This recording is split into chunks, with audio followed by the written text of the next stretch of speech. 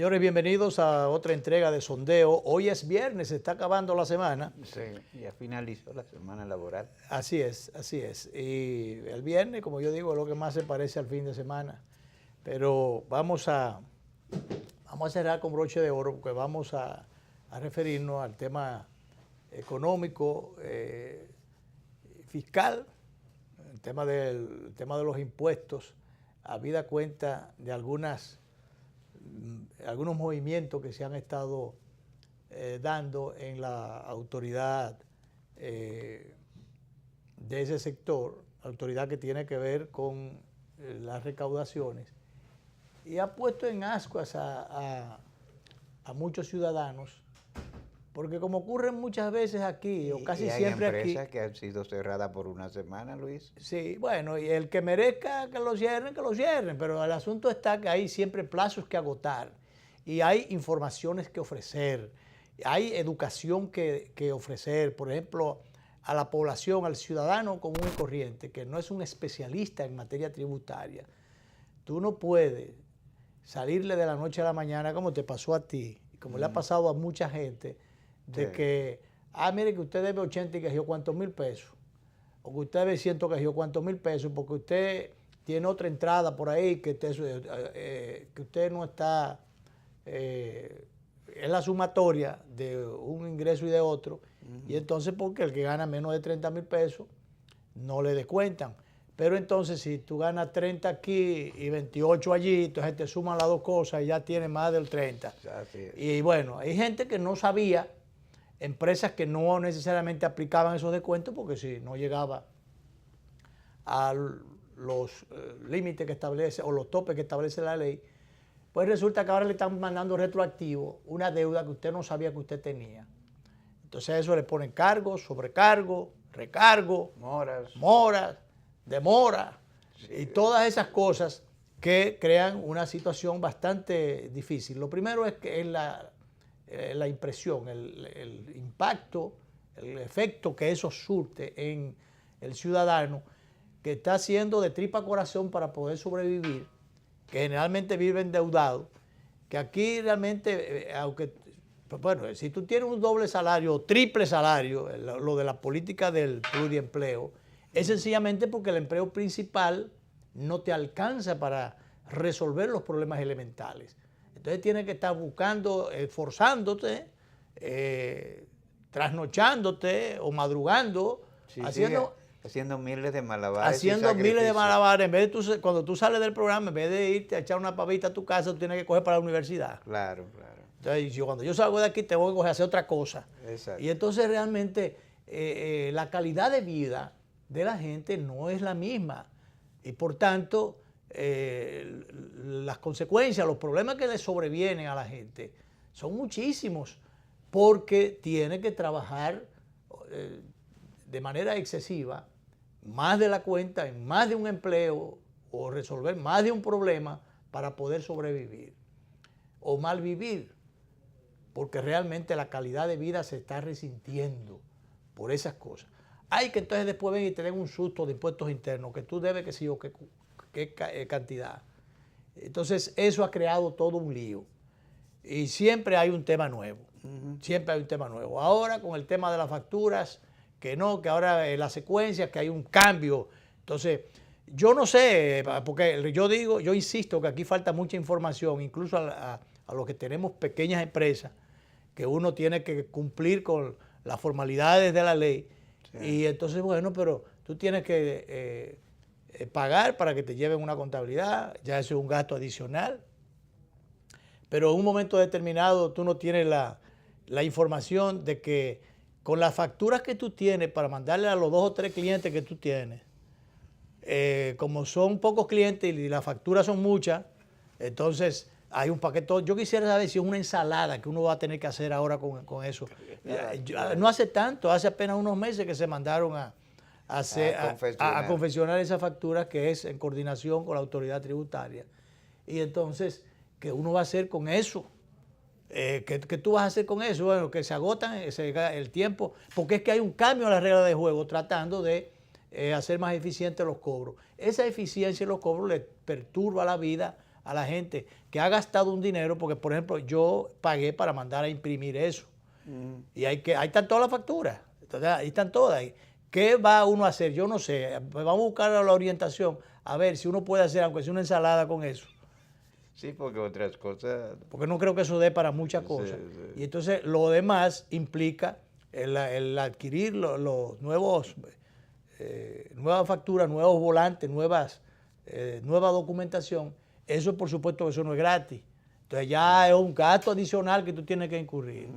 Por encima de los anticipos, de lo que sé yo qué cosa, leí R17, el que sé yo qué vaina, todas esas cosas que tienen unos hartos de pagar, cosas 3 veces al mes. Que yo, ¿cuántas veces? Pero ven acá. Entonces, realmente, pero eso nada más, como lo decíamos ayer, eso nada más para los más pequeñitos. A los más pequeñitos. Porque a mí me dijeron una vez, casi llorando, me dice a mí una orientadora o consejera en materia tributaria, que me dice, a mí lo que me duele es cómo yo veo la evasión que hay, cómo los que pueden pagar y los que deben pagar buscan la forma de evadir. Y entonces son a los pequeñitos, a los que reciben exiguas cantidades, y esos son los que están ubicados, esos son los que están controlados, esos son los que están con la soga apretada en el cuello. Entonces eso yo no lo entiendo.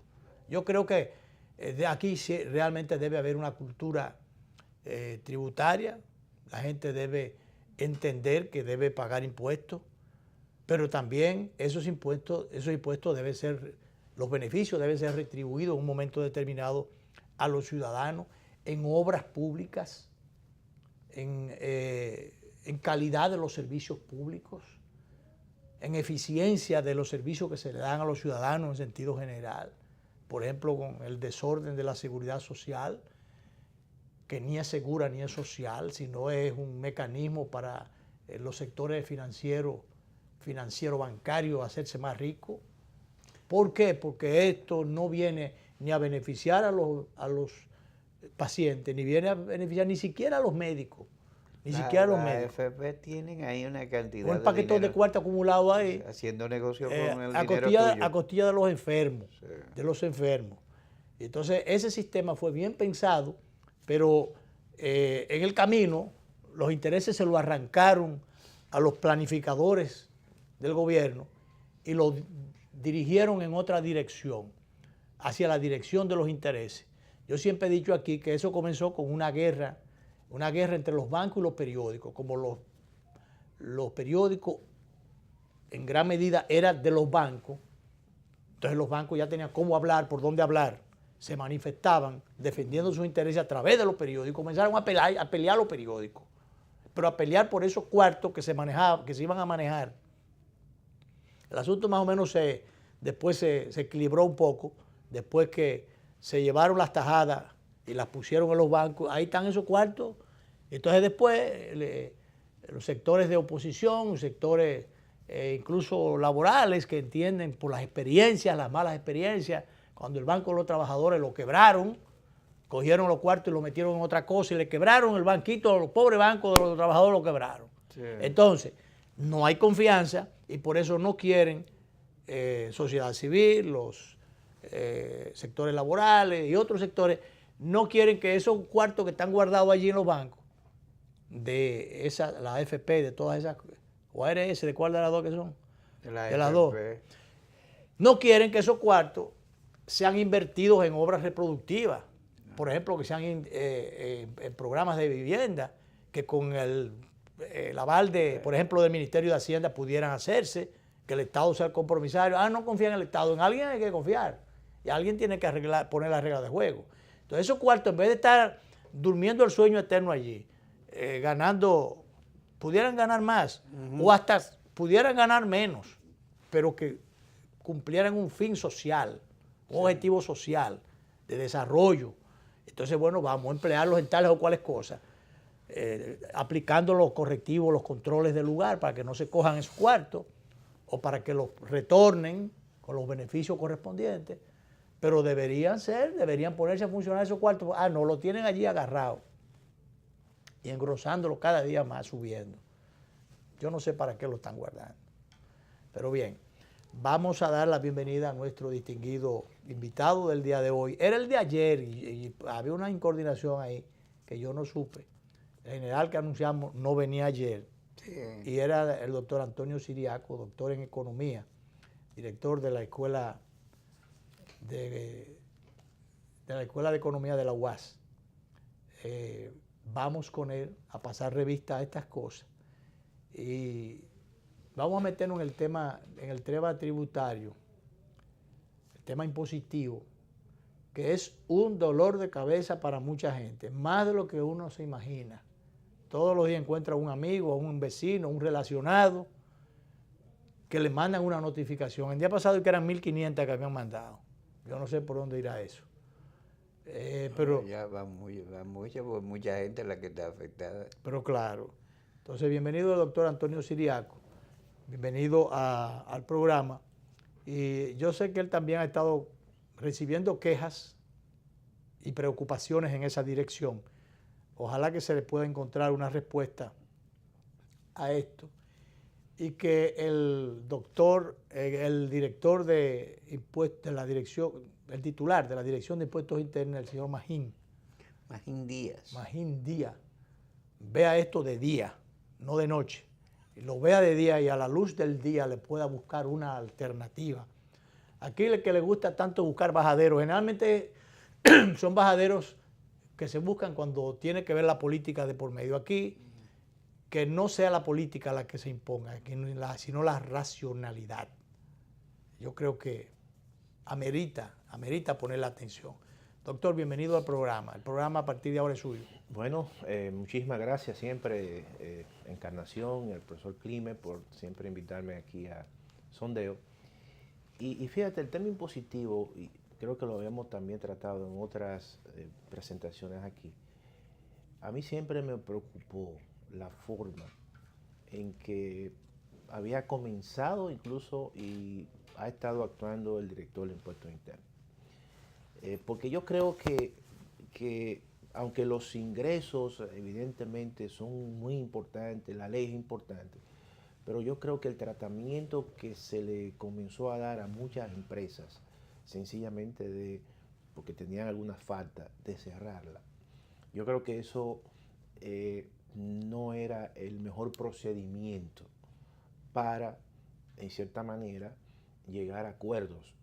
Porque al fin y al cabo, cuando tú cierras un negocio, tú pierdes un cliente. Y eso no es lo mejor. ¿Esos cierres se hacían sin notificación previa? ¿Cómo se hace? ¿Cierre puro y simple? No, sencillamente se le notificaba, se le hacían incluso algunas, se le llamaban a impuestos internos, pero si no cumplía y no pagaba, sencillamente iban y se lo cerraban. Y yo tengo conocimientos incluso de empresas, pequeñas empresas vinculadas, por ejemplo, con las artes gráficas, que al final ese pequeño empresario lo que hizo fue que cerró el negocio, cambió incluso de residencia y lo abrió de forma ilegal. Oye, eso. O sea, una gente que está formal lo llevó a la informalidad. Lo empujan a la informalidad. ¿Tú crees que usted cree que se está reproduciendo mucho esa situación? No, entonces sería un efecto negativo. No, yo creo que con esta situación que se ha creado, que te voy a decir una cosa, el impacto recaudatorio de esas 1.500 notificaciones son de 600 millones de pesos. No es una cosa del otro mundo. O sea, no se va a resolver el problema tributario. Y yo siempre he dicho que estas situaciones, que producto de la misma estructura de la economía, de que hay una cantidad importante de pequeñas empresas, profesionales liberales, que están en la informalidad, esa es la realidad. Y que por el hecho de estar, vamos a decir, de tú estar cumpliendo la ley a rajatabla, tú vas a generar una situación peor, incluso con impacto de carácter político. Va a generar una situación peor. No, claro. En lo económico y en lo político. Claro. Y el asunto está que muchas veces los estados o los gobiernos a veces son un tanto gelatinosos con el tratamiento de algunos temas porque entienden que hay realmente un aspecto social de por medio. Así es. Por ejemplo, comenzando por el principio, como es natural. el tema del empleo. Que los gobiernos están llenos de botellas, están llenos de qué sé yo qué. Realmente el sector privado no puede emplear más, meter más empleados de los que necesita y de los que puede pagar, porque sencillamente la empresa no le es rentable. Claro. Pero el Estado, que no es no tiene necesariamente por qué pensar en lo de la rentabilidad, puede manejarlo con un criterio comercial, pero primero tiene que pensar. Pero no es su finalidad. No es la finalidad. No es la finalidad. Entonces, si hay 5,000 empleos de más, es el costo para poder mantener a muchas bocas comiendo. Pero fíjate lo siguiente, por ejemplo, en las zonas más alejanas, o sea, más lejanas, por ejemplo, el caso de Pedernales o el caso, no sé, de Barahona, ¿cuáles son las fuentes más importantes de empleo allí? Es el Estado que la provee. Sí, claro. Entonces, sencillamente, porque el sector privado, incluso dándole las facilidades, porque hay una ley de incentivos, no lo hace. Entonces, Entonces, ¿qué va a hacer el Estado? ¿Va a dejar morir a esa gente? No, claro. A los ayuntamientos, ya no solamente a la gente, a los ayuntamientos con exiguos o nulos ingresos, tiene que darle un subsidio. Y es así. Un aporte para que puedan esos ayuntamientos. Estamos hablando de entes públicos, ni siquiera de personas. Así es. Tienen, o entidades públicas, no de personas, tienen que inyectarle unos recursos para que puedan desenvolverse. Sí, porque, o sea, ¿cuál es la fuente de recaudación de los ayuntamientos? O de a través de los arbitrios, como debe de ser. Bueno, pero si no hay una actividad privada fuerte que genere dinero, realmente, ¿cómo van a pagar? ¿Cómo van a pagar? Eso es un problema que se cae de la mata. Claro. Entonces yo creo que uno tiene que tener mucho cuidado con las medidas que se van tomando. En sentido general, porque le voy a poner otro aporte, porque hacer otro ejemplo. El tema de la propiedad inmobiliaria. Aquí había, yo creo que de ahí es que viene el asunto de los que vivían de la renta. Claro. Los que tenían un dinerito, en vez de ponerse a inventar con ellos, compraban un apartamento, compraban una casita, tenían 3, 10, 12 casitas en un pueblo o en la provincia o en la capital. O después, cuando esto creció un poquito más, apartamentos. Y bueno, viene el tema, hay que pagar, ciertamente, por la propiedad suntuosa, pero aquellas que no lo son. Entonces, ¿qué pasa? Que en un momento determinado ya comenzaron a juntártelas. Tú tienes un apartamento pequeño aquí, uno mediano allí, otro más o menos allí. Entonces te lo juntan todo y te hacen un gran paquete.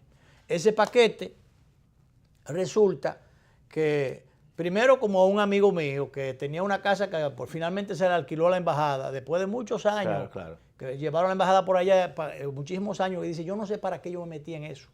Una casa millonaria y entonces pagando un paquete de cuarto, primero con un sereno o un vigilante para cuidarla porque no le robaran la cosa. Sí. Y después el mantenimiento, el mantenimiento y también el impuesto que tenía que pagar. O sea, se metió en un problema. Pero al margen de eso, vuelvo a juntar lo de las viviendas. Eso tuvo una repercusión extraordinaria que mucha gente no se ha dado cuenta, ya no solamente en la economía de la gente, de las familias, que no tienen ya, quizás algunos entrados en edad, que de lo que viven o vivían era de eso.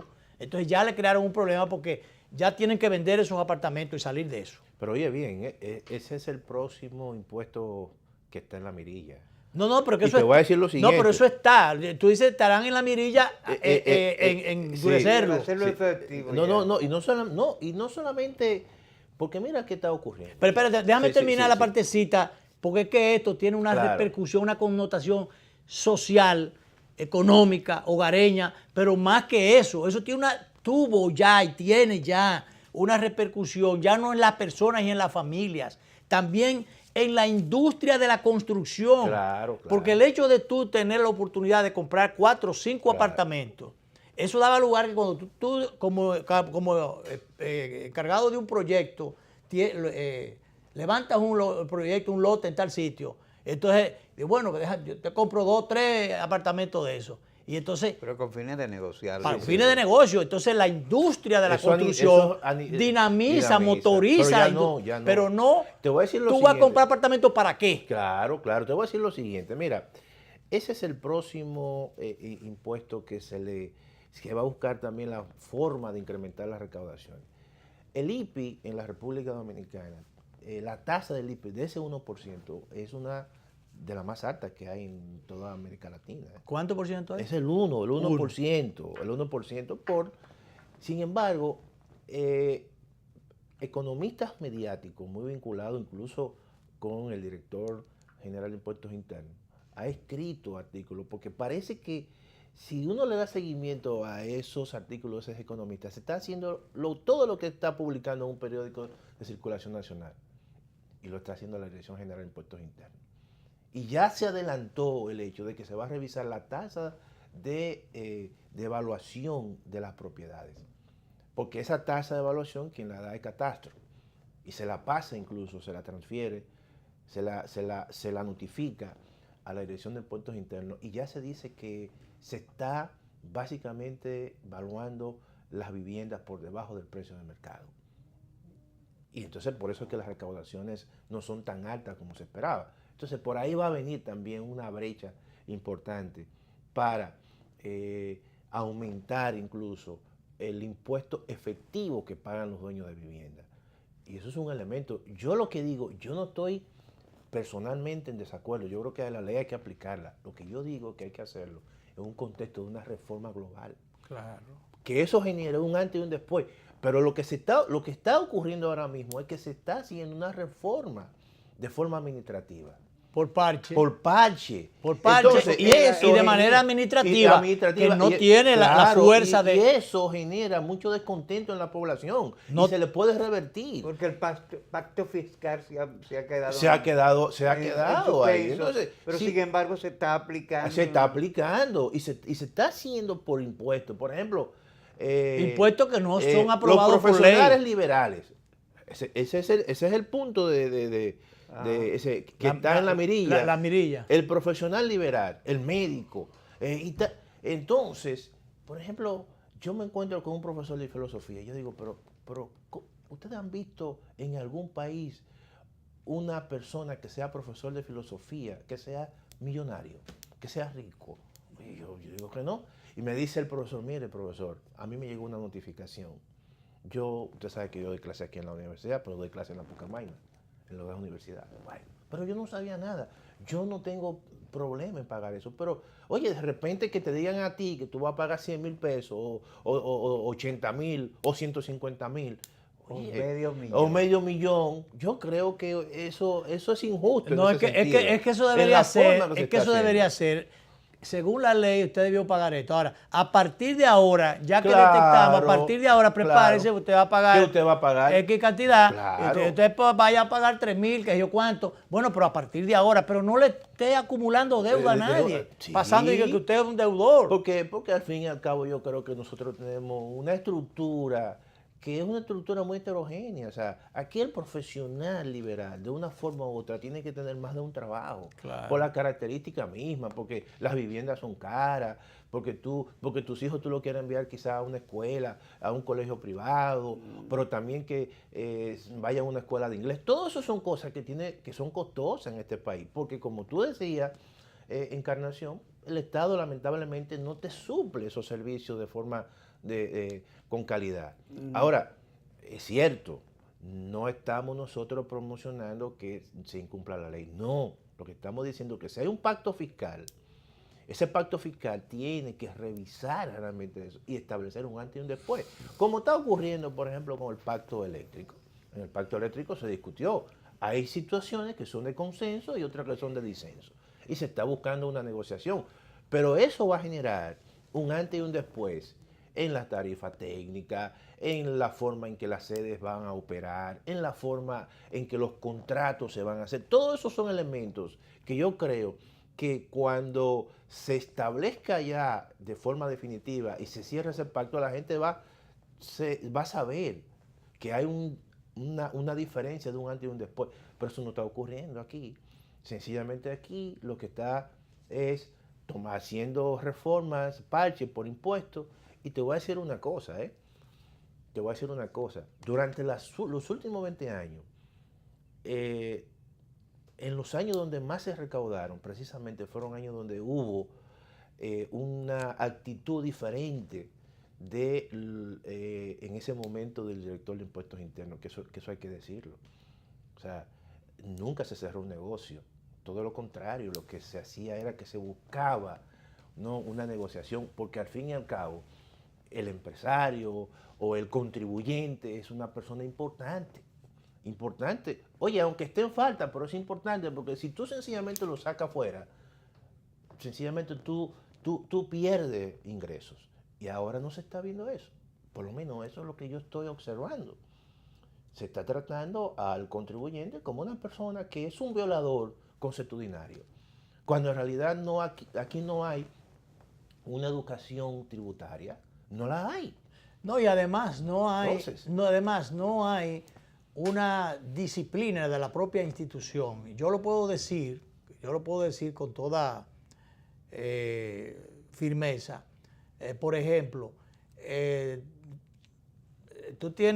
tú pagas por los servicios que claro, un momento que tú pagas retrasado, porque a ti se te retrasaron en tu pago.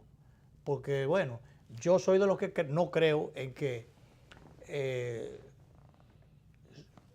tú cogiste prestado, no, te despacharon hoy y que tú no sabes si vas a cobrar eso y que entonces el día que tú emites la factura inmediatamente tienes que pagar el anticipo.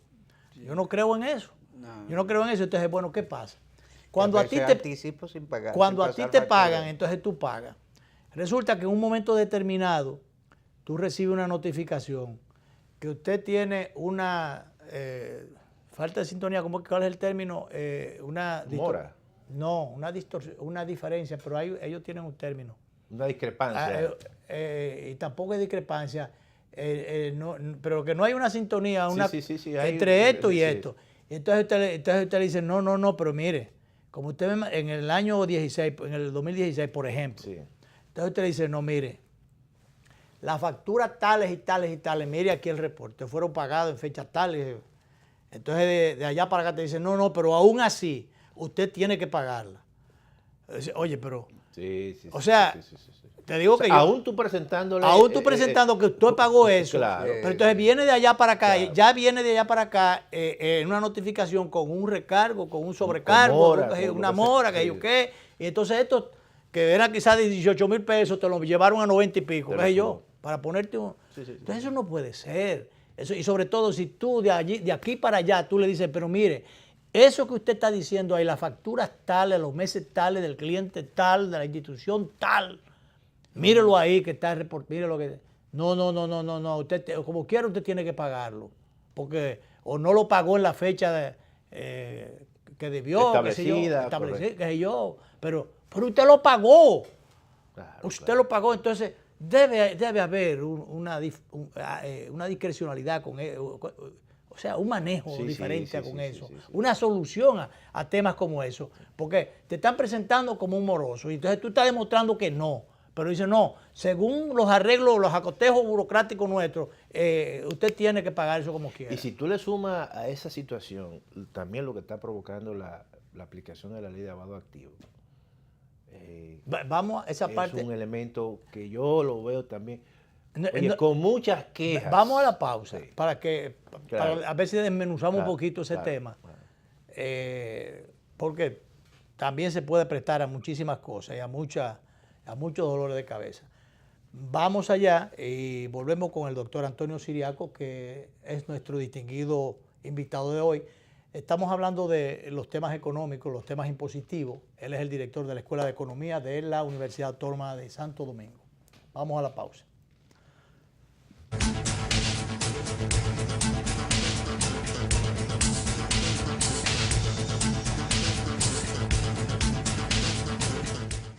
Si estás pensando en montarte, viajar, remodelar tu casa o simplemente comprar algo nuevo, solo te hace falta solicitar un préstamo Popular con tasa fija hasta 5 años. Popular, a tu lado siempre.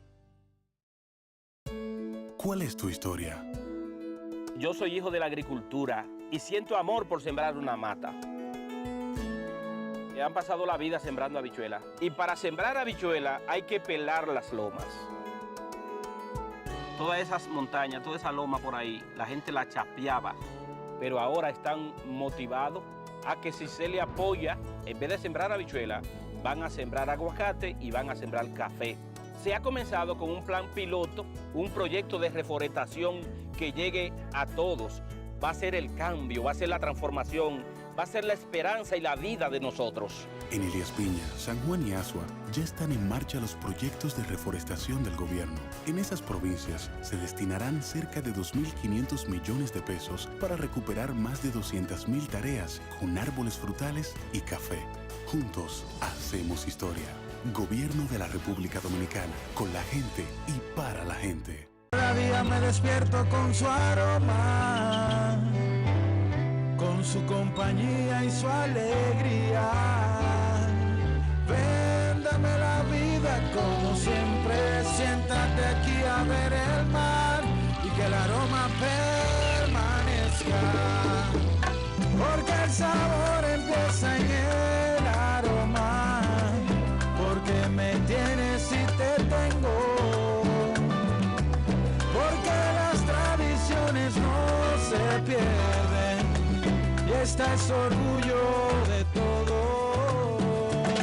Ven con tu café de siempre, con esa aroma que enamora, con esencia de familia, con Café Santo Domingo. Café Santo Domingo, sabor que empieza en el aroma. Tu café de siempre. Si ya has pensado en comprar tu vehículo usado, solicita tu préstamo a una tasa fija de un 12.5% a un año y un 15.5% a 5 años. Popular, a tu lado siempre. Lleva tu negocio hasta donde quieras con Fomenta Pymes Banreservas. Con nuestra propuesta integral te ofrecemos productos, servicios y beneficios exclusivos diseñados especialmente para satisfacer las necesidades de crecimiento de tu negocio. Más información en banreservas.com. Fomenta Pymes.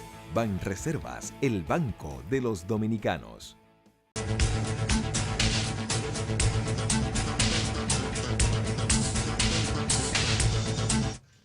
Bien, seguimos nuestra conversación con el doctor Antonio Siriaco en el día de hoy. El tema impositivo, el tema económico en sentido general.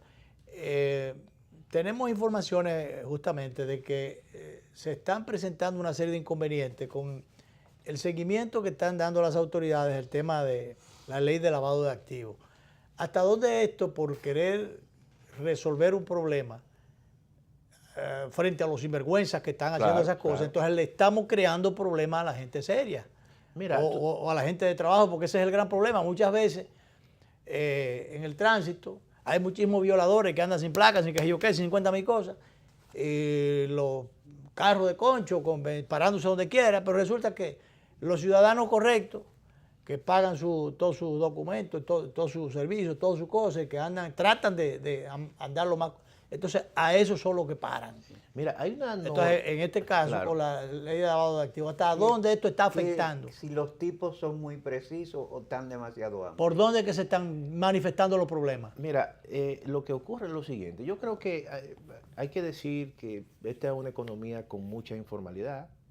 No es por el hecho de que se quiera, sino que hay mucha gente de escasos recursos, por ejemplo, que ha conseguido dinero, se ha ido a Estados Unidos, ha trabajado duro, otros reciben remesas, y muchas veces esa gente no exige en esos países que le den una factura de ingreso y va acumulando sus recursos. Entonces, obviamente que también en el mundo y en la República Dominicana se ha tipificado que alrededor de 1.400 millones de dólares todos los años circulan de recursos y dinero ilícito. No se sabe su procedencia.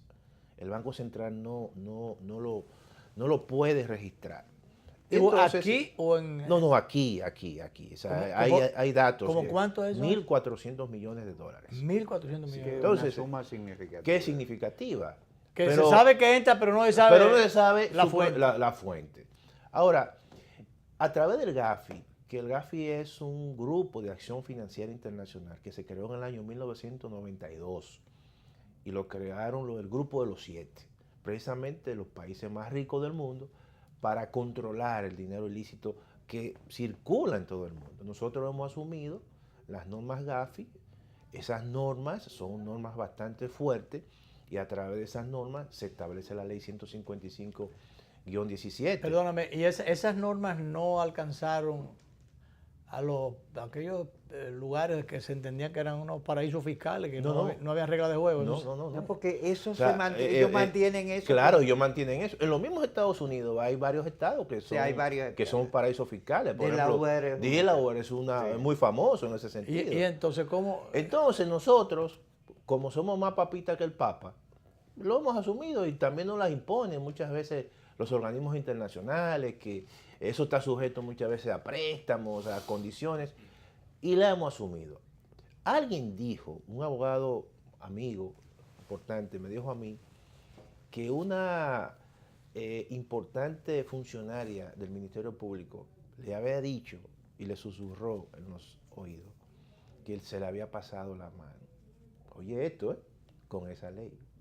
Es una ley que te limita incluso el número de transacciones en efectivo que tú haces. Si tú vas, supongamos, a comprar un vehículo, tú no puedes pagar más de 500,000 pesos en efectivo. Si tú vas a comprar una vivienda, tú no puedes pagar en efectivo. 500,000 dólares. Pero pesos. A nivel, tú no puedes hacer transacciones por de 15,000 dólares. Que si no puedes hacerlo en efectivo más de 15,000 pesos, de 500,000 pesos, entonces... Y la diferencia tú lo pagas mediante transferencias. Tiene que ser por transferencia. Con cheque, correcto. Con cheque. Bueno, los cheques entran al sistema. Al sistema. Y el sistema también te averigua.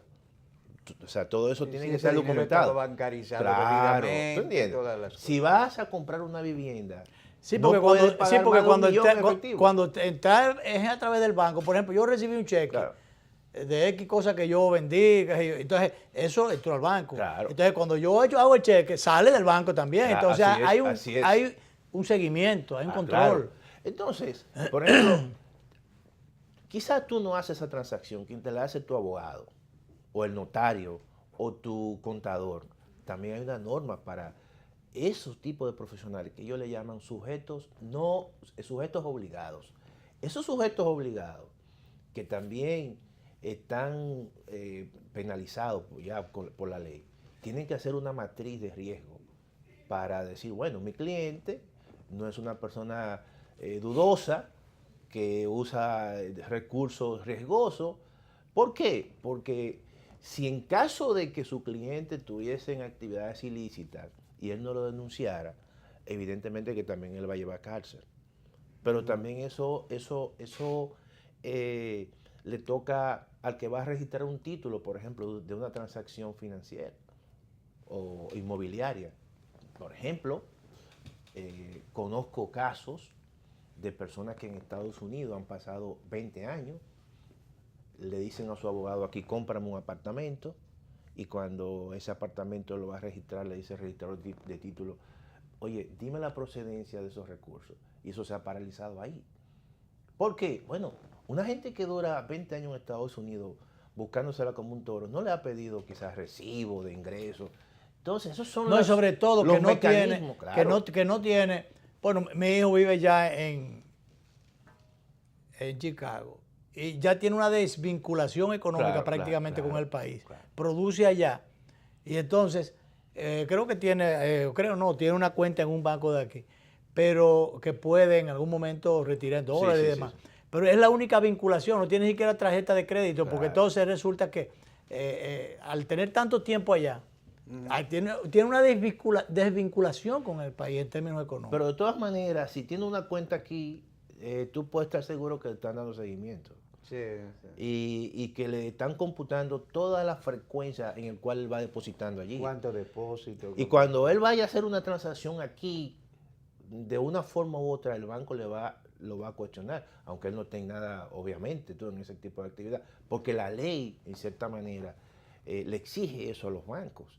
Y aquí hay importantes personas que para hacer transferencias tan simples y con un valor de menos de $2,000, le han bloqueado incluso tarjetas de crédito y le han bloqueado cuentas, porque el banco está investigando, no es porque no tenga recursos. Entonces, todo eso son incomodidades que se están generando y que de una forma u otra se van acumulando, que yo creo que eso es algo peligroso. No estoy diciendo que no se aplique la ley, que se aplique la ley, Pero yo lo que digo es que nosotros siempre tenemos que tener cuidado cuando son leyes que se cuecen, vamos a decir, en otros países y tú lo vas a aplicar de forma homogénea cuando los países tienen características diferentes. Yo te voy a decir una cosa, ¿cuál es la informalidad que hay en Estados Unidos? Es mínima. Sin embargo, en un país donde la gente, hasta el dominicano que vive fuera y las remesas juegan un papel importante, eso va a tener un impacto en sectores importantes y en la dinámica de la economía dominicana. Y yo lo que digo es que eso va a generar un proceso de desintermediación financiera.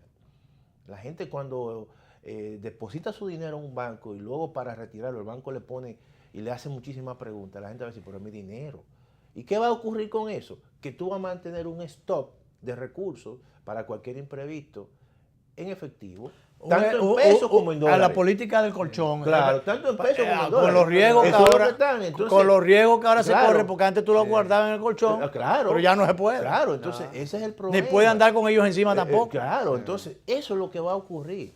O sea, esa acumulación de malestar, de incomodidad. Que tú pongas en riesgo tu capital. Tu capital.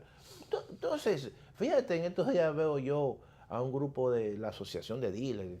Pero nos están tratando como unos delincuentes. No estoy diciendo que, porque eso es un sector que lo tienen en la mirilla. Sí. Los dealers, sectores, por ejemplo, vinculados con las operaciones inmobiliarias, están ahí. Entonces, bueno, vamos a ver, porque son sectores económicos. No estoy diciendo, obviamente, que hay gente que utilizan esos sectores para fines de lavado. Evidentemente que sí, pero eso va a tener un impacto económico. Esa es la otra parte de la moneda.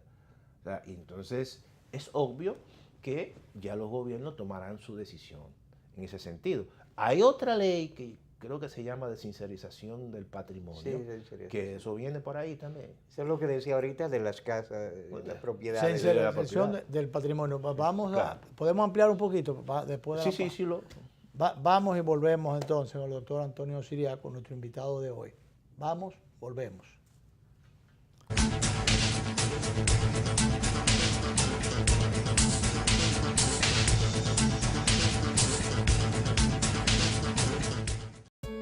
¿Cuál es tu historia? Yo soy hijo de la agricultura y siento amor por sembrar una mata. Han pasado la vida sembrando habichuelas. Y para sembrar habichuelas hay que pelar las lomas. Todas esas montañas, toda esa loma por ahí, la gente la chapeaba. Pero ahora están motivados a que si se le apoya, en vez de sembrar habichuelas, van a sembrar aguacate y van a sembrar café. Se ha comenzado con un plan piloto, un proyecto de reforestación que llegue a todos. Va a ser el cambio, va a ser la transformación, va a ser la esperanza y la vida de nosotros. En Elías Piña, San Juan y Asua ya están en marcha los proyectos de reforestación del gobierno. En esas provincias se destinarán cerca de 2.500 millones de pesos para recuperar más de 200.000 tareas con árboles frutales y café. Juntos hacemos historia. Gobierno de la República Dominicana, con la gente y para la gente. Lleva tu negocio hasta donde quieras con Fomenta Pymes Banreservas. Con nuestra propuesta integral te ofrecemos productos, servicios y beneficios exclusivos diseñados especialmente para satisfacer las necesidades de crecimiento de tu negocio. Más información en banreservas.com. Fomenta Pymes. Banreservas, el banco de los dominicanos. ¿En qué gastamos los dominicanos? La quinta encuesta nacional de gastos e ingresos de los hogares que elabora el Banco Central de la República Dominicana nos revela qué productos compramos, dónde y cuánto gastamos dependiendo del lugar en que vivimos, de los ingresos y nuestra edad. Esta encuesta es muy importante, ya que con esta información podemos actualizar el costo de la canasta familiar dominicana, que permite establecer nuestras condiciones reales de vida.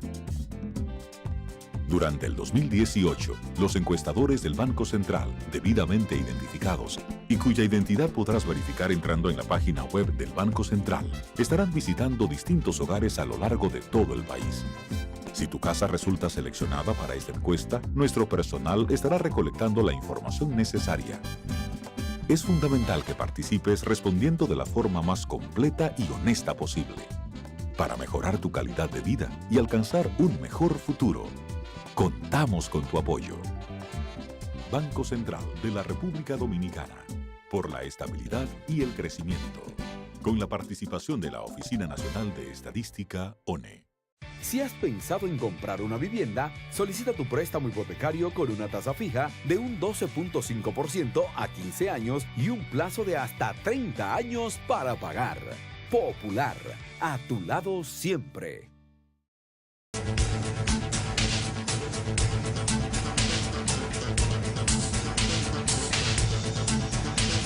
El que está detrás de eso. Bien, bueno, pues en vivo, como siempre, tenemos... Sí, este programa es en vivo.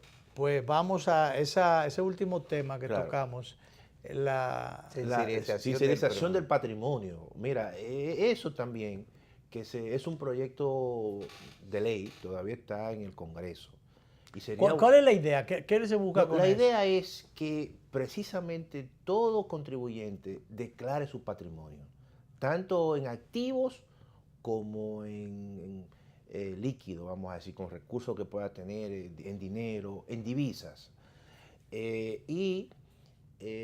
Va a haber, parece que una tarifa amigable para que precisamente el contribuyente haga esa declaración, pero una vez tú haces esa declaración, tendrá que hacerlo todos los años, tenga o no tenga, como ocurre eso también con el impuesto sobre la renta, ¿no? Entonces, es una forma de que el contribuyente pueda auscultar sus recursos, ¿verdad? Hay veces que tú declaras algunas cosas, tengo esto, pero otras cosas no la tiene, pero no la declara, la tiene. Entonces, lo grande de todo esto es que también eso luego, una vez se aplique, se va a vincular con la ley de lavado de activos, porque todo esto está vinculado. O sea, entonces, es una tendencia, es una pendiente peligrosa que yo estoy viendo. No es por el hecho de que la gente no declare lo que tenga, sino yo creo que haciendo este tipo de parche, que debe ser dentro de un conjunto de transformaciones, así como por ejemplo en el año 2007, se puede decir que hubo un punto, vamos a decir, de arranque de la administración tributaria, de modernización. Porque bueno, en ese año, ¿qué ocurrió? Bueno, se crearon las impresoras fiscales y se crearon los comprobantes fiscales. ¿Y qué ocurrió? Sencillamente que esa mejora tecnológica se anunció, se hizo un trabajo importante de orientación tributaria a las empresas, básicamente, que estaban dirigidos, y eso de repente le dio un salto a los ingresos tributarios. Y fíjate que creo que en el año 2007, fue cuando la presión tributaria en la República Dominicana, dentro de los últimos años, tuvo el porcentaje más alto. Oye eso, con todos los problemas que tiene la administración tributaria. Entonces, yo lo que digo es que en estos casos, tú tienes que, si tú quieres inducir al contribuyente a que sea amigable, a que pague sus impuestos, hay que buscar otra forma, no con el fuete. Porque eso, en países como nosotros, eso puede sencillamente tener un impacto de carácter político. Y si no se quiere ver así, vamos a ver en el tiempo esa situación. No, es que realmente... es correcto, pero que se supone que si no hay una política o un proyecto de reforma global, claro, que lo que se está aplicando, hay que ser muy cuidadoso, tal como planteas, porque hay áreas que son muy sensibles. Muy sensibles. Cuando tú tocas los ingresos familiares, los ingresos de la familia, y cuando tú le tapas todos los respiraderos, tú no le dejas ni siquiera un boquetico por donde pueda respirar. Porque, ok, a quien tenga muchos recursos, que no le haga mayores mellas, está bien. El problema es que hay ocasiones que una familia de lo que depende es de tal cosa. Y entonces tú le das por donde le duele. Sí.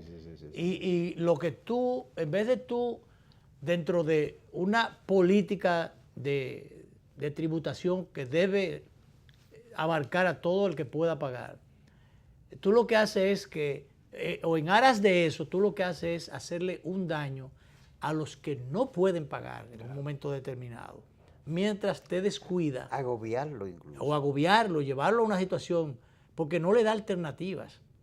El día pasado recientemente oí decir que se le está buscando formas, por ejemplo, a los empleados que tienen más de un sueldo, que le está buscando formas, pero el tema está que cuando a ti de buenas a primeras te dicen que tú tienes que pagar 80,000, 90,000, 100,000 pesos. Pero esa expresión obedeció a un descontento. Claro. Entonces hay un proyecto, ojalá que sea la salida, un proyecto que está sometiendo la diputada Farideh Raful, que yo creo que para eso es que deben estar los diputados, para tomar iniciativas y resolver problemas. Así es. Entonces, es una especie de amnistía. Entonces, porque sí, borrón y cuenta nueva. A partir de ahí, de ahora, tú comienzas. entonces ya tú te vas a disciplinar, tú te vas a ordenar, tú te vas a ubicar de que a partir de ahora tú vas. Pero ¿cómo tú vas a coger hacia atrás? ¿Cómo tú pagas eso? Pero fíjate una cosa, Encarnación. Las últimas reformas tributarias, se hizo una, por ejemplo, cuando Hipólito. ¿Qué eso conllevó? Conllevó una amnistía fiscal para las empresas en determinado tipo de impuestos. Y la que se hizo aquí en el 2012, también se hizo una amnistía fiscal para que muchas empresas se pusieran, vamos a decir, al día, y luego entonces se inicia ya a partir un periodo nuevo. Entonces yo creo que el sacrificio que el Estado Dominicano con esta amnistía no es un sacrificio del otro mundo, porque estamos diciendo, la misma Impuestos Internos habló de que esas 1.500 notificaciones, lo que tiene un impacto es recaudatorio de 600 millones. O sea, oye, si comparamos esto con el impuesto que se cobra, en este caso al malvete, que no es, vamos a decir, el que mayor recauda, estamos hablando de que el impuesto al malvete, el gobierno lo que recibe son casi 3,000 millones de pesos.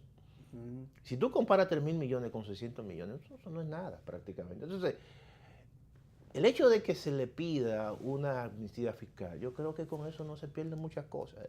No, claro. Y sobre todo, y luego a partir de ahí, si tú vas a garantizar en lo adelante. En lo adelante. Porque también hay que pensar en el daño, que se hace en un momento determinado. Claro. A gente que tiene, porque hay gente que evoluciona y tiene capacidad de resolver por otro lado. Pero hay gente que nada más depende de ese empleito, de eso. Mira, y cuando yo, por lo menos las personas que yo he visto, que con esa situación, oye, no son personas ricas ni acomodadas, vamos a decir, no, son gente, profesores universitarios, periodistas, locutores, que tienen que tener más de un trabajo. Entonces, eso es muy característico en esta sociedad. Pero claro, en sentido general. En sentido general. Lo que yo decía al principio el que vivía de la renta, que tenía un par de apartamenticos, de qué sé yo, que vivía de eso, lo que le han hecho es crearle un problema, porque entonces ahora han vendido eso y no saben qué hacer con el dinero, porque dice, ¿qué hacer con él? ¿Cómo tú ponerlo a evolucionar? Evolucionar ya no es negocio en ese porque caso. No es negocio. ¿Qué te dan los bancos también por eso? Entonces, le llevan otro dolor de cabeza a gente entrado en edad que si no se mueren por una cosa, lo mata la otra. Bien, gracias al doctor Antonio Siriaco por estar con nosotros esta tarde. Vamos a repetir, como siempre, a las 11:30 de la noche esta conversación por los canales 22 y 52 de Teleimpacto. Ya el próximo lunes va a estar con nosotros el doctor Jesús Férez Iglesias, eminente médico, el médico de mis muchachos, el doctor Jesús Férez Iglesias. No vamos a hablar de medicina esta vez, vamos a hablar de política. Sabemos que él aspiraba a la presidencia del PRM y que por esas cosas que se dan en las cúpulas de los partidos, pues sencillamente él no ganó. Y él no ha dicho nada todavía. Se reservó para decirlo el lunes. Vamos a ver por dónde viene el doctor. El próximo lunes, el doctor Jesús Férez Iglesias. Gracias, doctor. Gracias a ustedes. Y nos vamos, pero nos vemos